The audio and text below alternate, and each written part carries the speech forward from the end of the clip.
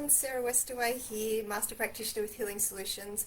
I am coming back after I'm just listening to News for the Soul. So thank you, Beth and Gil.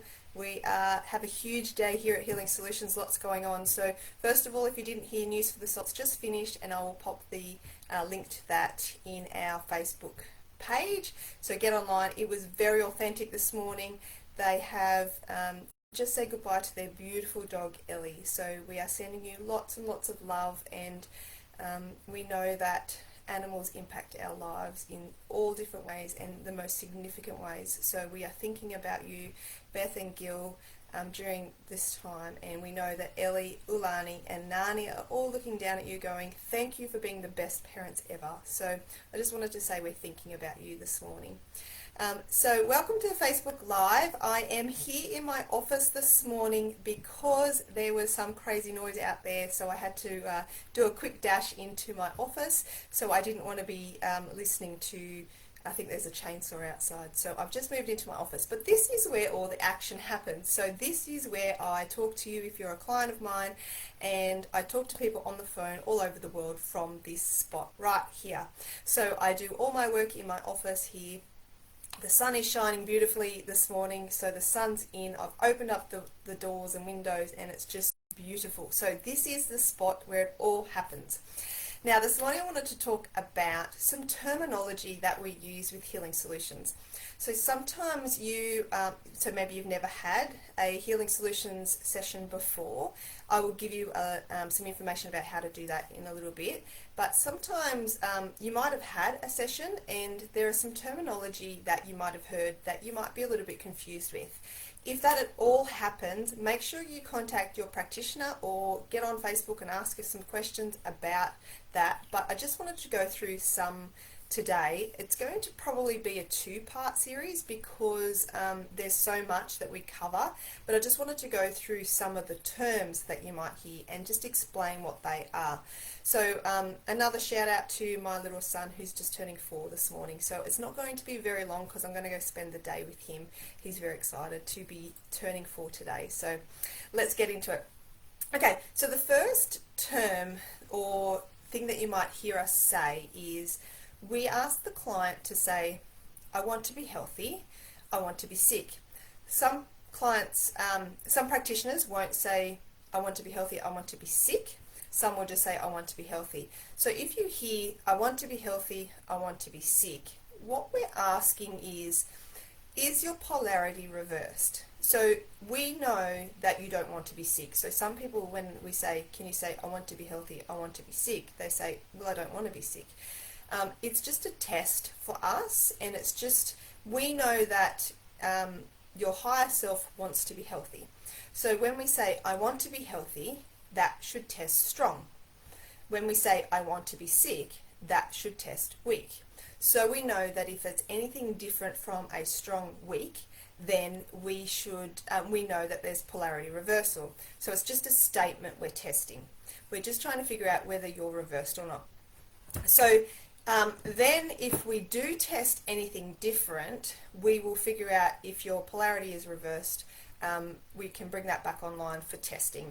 Now, if your polarity is reversed, then your testing can be inaccurate. So we need to get you back online and make sure that your testing is ready. Okay? So if you have any questions about that, just let me know in the comments. Okay, so the next one is what I call the 100% rule. Some people call it something else, but I call it the 100% rule. So this is where you hear the practitioners say, I want to be healthy, I want to be sick. And then they say, I am 100% over any blocks to accurate testing, 100% free of any deception in my testing, 100% free of any spiritual interference, obstruction, attack, attachments, 100% free of any non-physically attached fields. We will also check EMF, and we will check what we call HPA, or we'll check for dehydration. We'll also check that 100% of your treatments are online to 100% effectiveness, and we also check if you've got a lost incomplete treatment. Now this is pre-testing. So it's checking whether you've got something out of whack there first before we go any further. So just say we say, I want to be healthy, I want to be sick, and that's all okay. And then we'll check, okay, if you have a spiritual attachment, then that may change how your testing goes. So we want to figure out what is happening. Or you've got a symptom, you've got a non-physical symptom, and we're actually going to figure out, is this an attachment? Is there some kind of attachment to you, some sort of spiritual attachment? So our 100% rule is also pre-testing. So it's making sure that we have no interferences with your testing, so that when we test you, that you are all clear from that. Okay, so if something is off there, then something might be off in your testing. So if we find we have a spiritual attachment, we might go in and have a look and see what that is right then and there, or it might be revealed to us a little bit later in through our testing. So it just will depend on the practitioner that you use. The term reversal, okay, so if you are reversed, you are not going to heal. So if we test, I want to be healthy, I want to be sick, and you have reversal, we will unreverse you. So the codes that we give you also at the end help you be unreversed, but we also check to see why someone is reversed.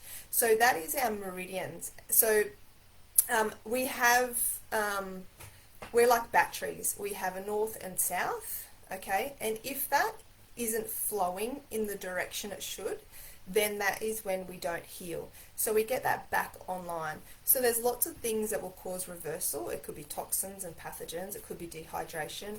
It could be spiritual interferences, attachments, things like that.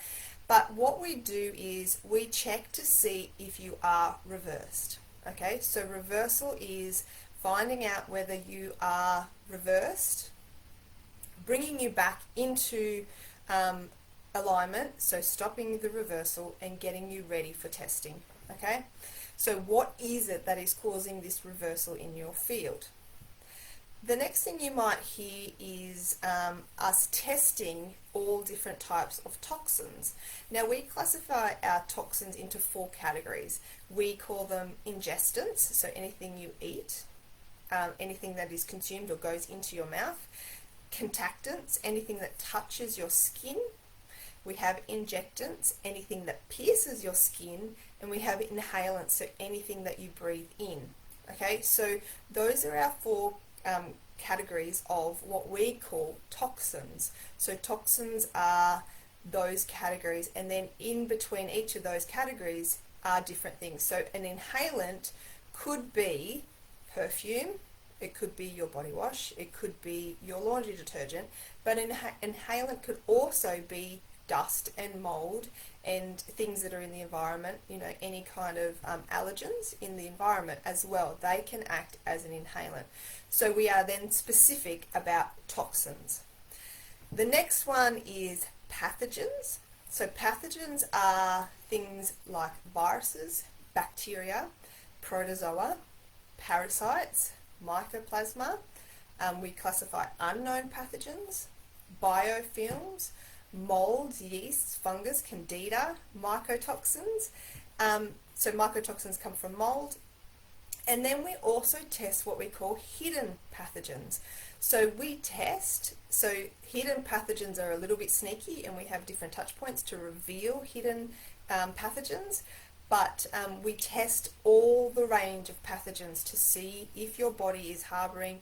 They could be old viruses, they could be new viruses, they could be generational fields and frequencies that are in your body. So pathogens are the things that cause disease. Okay, so we would probably be familiar with viruses and bacteria and things like that.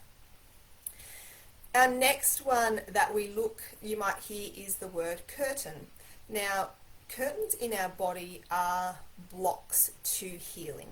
So what blocks your body? So we say what the body can see, the body can heal, or you need to reveal it to heal it. So a curtain comes down in the body. It's hypothetical, you know, a curtain's coming down, but what happens is it comes down in front of the body, and the body can't see what's behind the curtain, so it can't see to heal that. So curtains are all different things. We have about 6 pages of curtains, so I'm not going to go through those, but they can be toxins, they can be pathogens. You know, you could have a physical injury, so just say a concussion, that could be a curtain.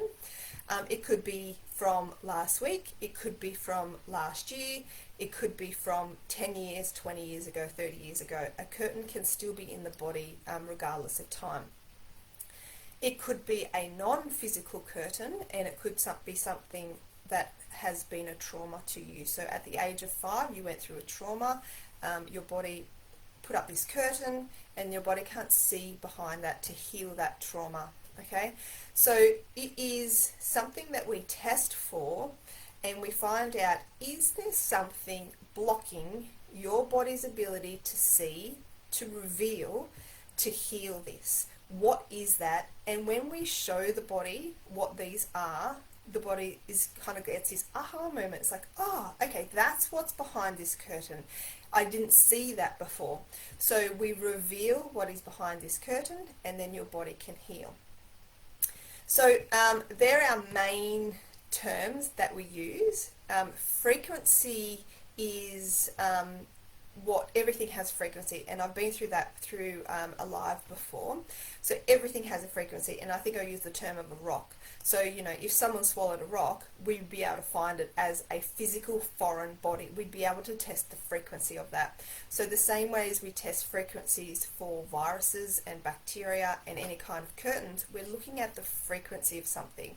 So we look at non-physical and physical frequencies in the body, and we're trying to figure out whether there is something in the body that is resonating in that field that is stopping you from healing.